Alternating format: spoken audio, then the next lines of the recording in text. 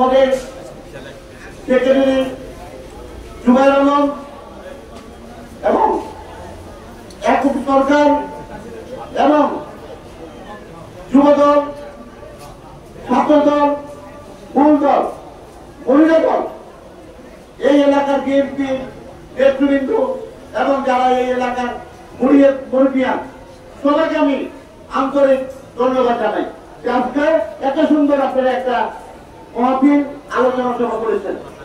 নাসিরউদ্দিন আহমেদ পিন্টু এখানে ওনার ছেলে আছে, আপনারা দেখতেছেন। ওকে আমরা ছোট দেখেছি, কোলে নিয়েছি, বাসায় যখন যাইতো আমাদের সামনে সাথে খেলাধুলা করতো। আজকে আমাদের নাসিরউদ্দিন আহমেদ সুযোগ্য সন্তান এখানে উপস্থিত আছেন। আজকে আমাদের নাসিরউদ্দিন আহমেদ পিন্টু, আপনারা জানেন যে নাসিরউদ্দিন আহমেদ পিন্টু যখন লালবাগে আমাদের এই 8 আসনের সংসদীয় নির্বাচন হয়, জানেন উনি আসলে কি বিএনপির একজন সংগঠনের লোক ছিল। আমরা যখন ইলেকশন করে নাসিরউদ্দিন আহমেদ যখন কিন্তু ইলেকশনে জয় লাভ করেন, আমি ওই দিন রাত্রে আমাদের নাসিরউদ্দিন আহমেদ পিন্টুর বাসায় রাত্রে থাকি। ওদের নামা কই আমরা দুজন গাড়ি নিয়ে বাইরে হই, প্রথম আমরা কামে নিয়ে চলে যাই ভোট কেন্দ্রগুলো দেখি। এই কাজ যখন রাত্রে সন্ধ্যার পরে যে আমরা এখন খবর আসলো যে আগে তারা জন্য হাতি ছিলেন যে টাকার বস্তা নিয়ে সেগুন বাগিচায় নির্বাচন কমিশনারে দিয়ে রেজাল্ট আমাদের পক্ষে রেজাল্ট তার পক্ষে আলোচনার ব্যবস্থা করবে।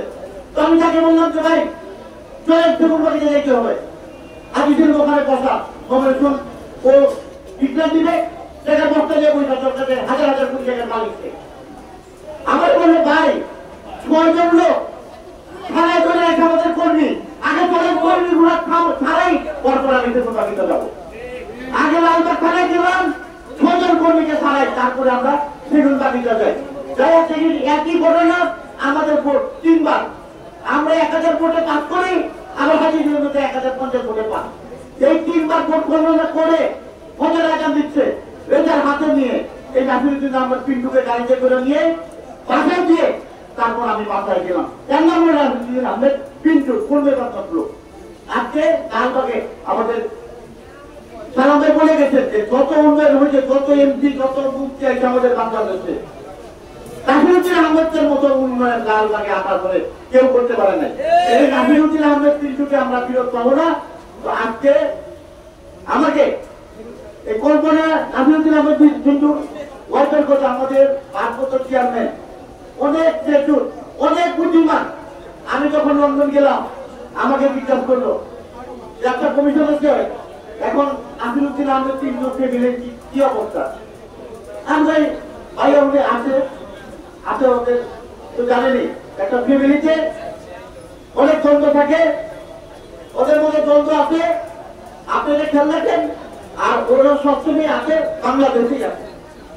তখন শেখ হাসিনা স্বৈরাচারী সরকার ক্ষমতায়, তখন আমি এই কথা বললাম, তো আমাদের ভারপ্রাপ্ত চেয়ারম্যান জনাব তারেক রহমান কর্মীদের জন্য সবসময়কে নিয়োজিত প্রাণ।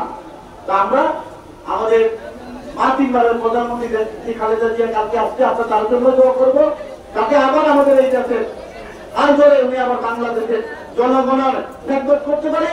এবং আমাদের ভারপ্রাপ্ত চেয়ারম্যান জনাব তারেক রহমান বাংলাদেশে এসে এই বাংলাদেশের প্রধানমন্ত্রী হয়ে আমাদের দেশকে মালয়েশিয়া এবং সিঙ্গাপুর থেকে উন্নয়ন করবে ইনশাআল্লাহ। এই বলে আমার বক্তব্য শেষ করছি।